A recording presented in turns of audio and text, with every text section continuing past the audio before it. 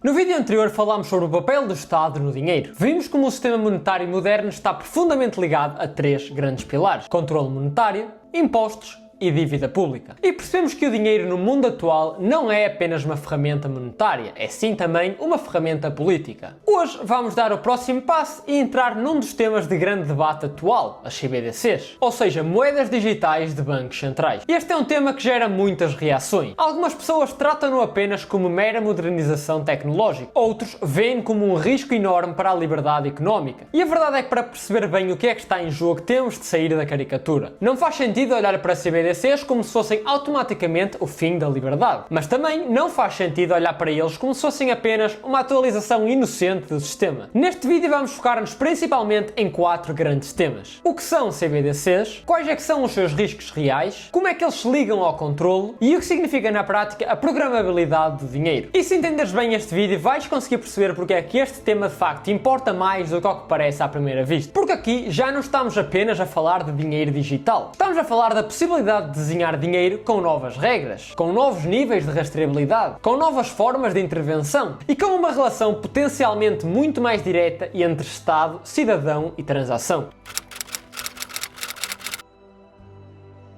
Vamos começar do início. CBDC significa Central Bank Digital Currency, ou seja, em português, moeda digital de um banco central. A ideia base é relativamente simples. Trata-se de uma forma de dinheiro digital emitida ou garantida diretamente pelo Banco Central. Ou seja, apenas de dependeres de notas físicas, moedas metálicas ou depósitos bancários tradicionais, passarias a ter acesso a uma versão digital diretamente do Banco Central. E esta distinção é muito importante, porque hoje, quando a maior parte das pessoas olha para a sua conta bancária, pensa que está a haver lá um valor real do seu dinheiro. Mas na maior parte dos casos, esse valor não é dinheiro, significa apenas um depósito que foi feito num banco comercial. Ou seja, uma obrigação desse banco para contigo. Não é exatamente a mesma coisa do que dinheiro diretamente emitido pelo Banco Central. Uma CBDC muda isso. Pelo menos, em teoria, aproxima o utilizador final da moeda do Banco Central que a emitiu. Agora, claro que há várias formas possíveis de desenhar uma CBDC. E isso é essencial perceber. Porque não existe apenas um modo único e simples. Pode haver modelos mais próximos de uma carteira digital estatal, pode haver modelos intermediados por bancos comerciais, pode haver sistemas com mais ou menos anonimato, pode haver versões direcionadas para o retalho ou ao público em geral e pode haver versões mais voltadas para instituições financeiras. Mas neste vídeo vamos focar apenas nas CBDCs do retalho,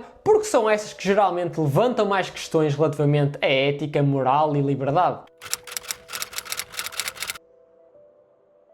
Para perceber o tema, também temos de perceber o contexto. Porque é que bancos centrais e Estado se interessam por CBDCs? E existem várias razões. Em primeiro lugar, porque o mundo está cada vez mais digital. Cada vez se utiliza menos dinheiro físico em muitos contextos. Cada vez mais pagamentos passam por aplicações, cartões e infraestruturas digitais. E isso faz com que os bancos perguntem: se o dinheiro está a ficar cada vez mais digital, qual é que deverá ser o papel da moeda central nisso? Segundo, porque o crescimento das stablecoins, que também já falámos aqui no canal, levantaram uma questão muito pertinente. Se o setor privado começar a dominar totalmente os meios de pagamentos digitais, o Estado acaba por perder o papel que tem de controle monetário. Terceiro, porque os CBDCs podem ser apresentados como uma forma de otimizar a eficiência. Podem prometer pagamentos mais rápidos, liquidações mais diretas, menores custos em certas operações, maior inclusão financeira em alguns cenários, mais integração entre política monetária e infraestrutura de pagamento. E quarto, porque para o Estado e para os bancos centrais, introduzir uma CBDC pode também introduzir algo muito poderoso: uma nova arquitetura de visibilidade e coordenação monetária. É aqui que a conversa deixa de ser apenas técnica. Porque uma CBDC não é apenas uma nova app de pagamentos. É uma potencial reformulação de toda a relação entre o cidadão comum e a moeda estatal.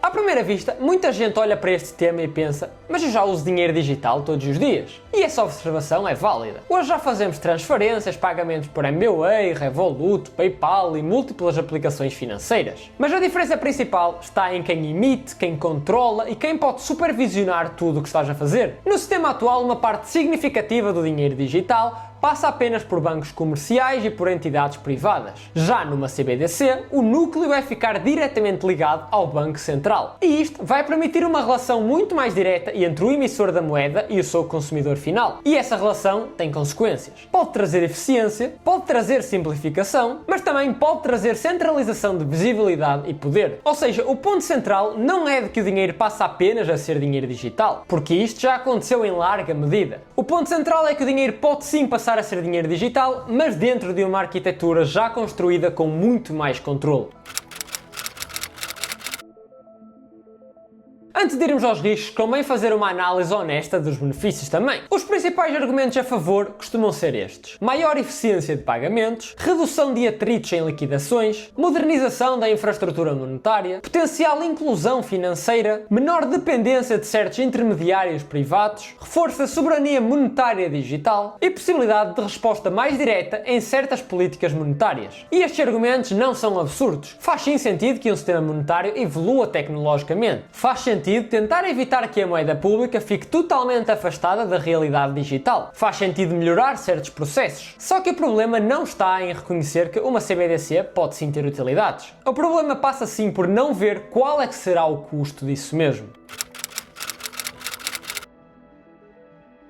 Agora entramos na parte mais importante do vídeo. Quando se fala em CBDCs, normalmente as pessoas caem em dois extremos. Ou romantizam totalmente a ideia, ou caem logo em cenários apocalípticos. E claro, nenhuma dessas abordagens ajuda. O importante é conseguir perceber quais são de facto os riscos reais. Uma CBDC pode aumentar drasticamente a capacidade de observação sobre transações. Isto não significa que todo o modelo tenha necessariamente vigilância 24/7 em tudo o que está a acontecer, mas significa sim que a arquitetura pode estar desenhada para permitir muito mais rastreabilidade do que existe no dinheiro atual. E isto importa porque, como já vimos, o dinheiro não é apenas uma ferramenta económica, é também uma expressão de escolha individual. O que compras, quando compras e onde compras. Com quem transacionas, que padrões de estilo de vida é que tens? Tudo isso pode gerar um mapa comportamental muito mais profundo. Quanto mais centralizada for a infraestrutura monetária digital, maior será a concentração de poder. E isto significa que falhas, abusos, mudanças políticas ou alterações regulatórias podem ter um impacto direto e amplo. Uma infraestrutura altamente centralizada, como já vimos, pode prover-se ser mais eficiente, mas do ponto de vista de liberdade e resiliência, vai ser sempre muito mais fraca. Se a infraestrutura permitir intervenção granular, então também pode permitir congelar, restringir, bloquear ou condicionar transações com muita mais precisão. Mesmo que isso seja apresentado inicialmente apenas para casos extremos,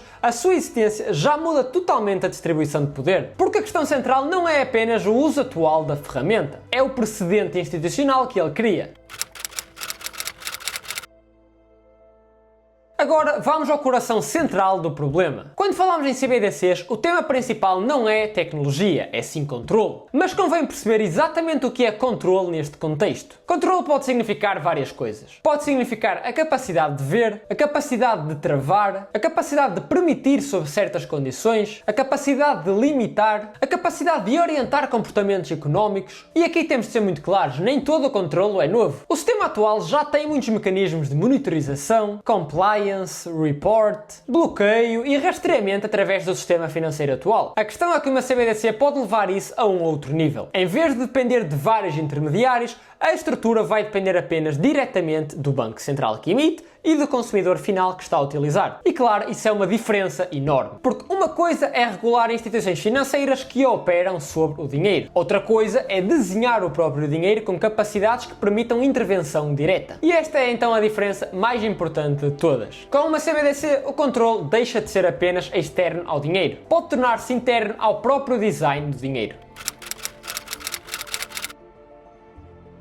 Chegamos agora ao conceito mais sensível de todo o vídeo: programabilidade do dinheiro. E o que é que significa isto? Significa que o dinheiro digital pode, em teoria, ser desenhado com regras específicas integradas na sua utilização. Ou seja, em vez de ser apenas uma unidade neutra que circula livremente, passa a poder operar segundo condições, restrições, datas, permissões ou lógicas automáticas. E isto pode parecer abstrato, portanto vamos tornar mais concreto. Dinheiro programável poderia, em teoria, permitir coisas como definir onde pode ou não pode ser gasto, definir quanto tempo é válido, impor limites de categorias de uso, restringir tipos de transação, automatizar subsídios ou apoios com condições específicas, aplicar regras diferentes a grupos diferentes e facilitar a cobrança automática em certas obrigações. Agora, não convém cair numa simplificação de que tipo tudo isto vai acontecer amanhã. Não é o caso. O ponto é que se a infraestrutura permite programabilidade, então o dinheiro deixa de ser um meio de troca, passa a ser um instrumento condicional. E quando o dinheiro passa a ser condicional, então a liberdade económica muda de natureza. Porque já não se trata apenas de ter saldo, trata-se de saber o que esse saldo de facto permite fazer. E este é um salto qualitativo enorme. Historicamente o dinheiro tendia a ser relativamente geral. Se o tinhas, podias usá-lo. Claro que sempre existiram leis, impostos e regras, mas a unidade monetária em si não vinha com estas regras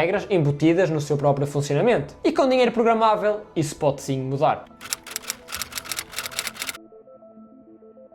Uma pergunta muito importante nesta discussão é a seguinte: uma CBDC implica necessariamente o desaparecimento do dinheiro físico? E a resposta é não necessariamente. Pelo menos não por definição. Uma CBDC pode sim coexistir com dinheiro físico. Mas aqui o ponto importante não é apenas o que é prometido no início. É perceber a possível trajetória. Se o dinheiro físico for sendo progressivamente marginalizado, desincentivado ou reduzido em uso prático, então a existência formal de notas e moedas pode sim deixar de fazer sentido. E quando o dinheiro físico começa a perder a importância real, começamos a perder uma das últimas camadas de transações sem intermediários. E isto é fundamental porque, lembrem-se, o dinheiro físico não é apenas papel. Por isso, a discussão do futuro dos CBDCs não pode ser separada da discussão do futuro do numerário. Se eu tivesse de resumir este vídeo numa frase, diria isto: uma CBDC não é apenas dinheiro digital emitido pelo Banco Central. É a possibilidade de redesenhar totalmente a relação entre Estado, banco e cidadão no mundo digital. E isso pode abrir tantas novas eficiências como tanto mais controle. No próximo vídeo vamos entrar num dos temas mais importantes já construído na blockchain, DeFi, finanças descentralizadas. Vamos perceber o que é que são, como é que funcionam, porque é que atraíram tanta atenção e quais é que são os seus riscos e vantagens no mundo atual. Porque se os CBDCs mostram uma possível intensificação do poder estatal no dinheiro, a DeFi representa quase o oposto. A tentativa de reconstruir serviços financeiros em cima de plataformas abertas e programáveis. E se gostaram deste vídeo, deixem já aí o vosso like, sigam aí o canal para não perder os próximos e entra já na minha comunidade no Discord, tens o link aí no comentário fixado e na descrição do vídeo.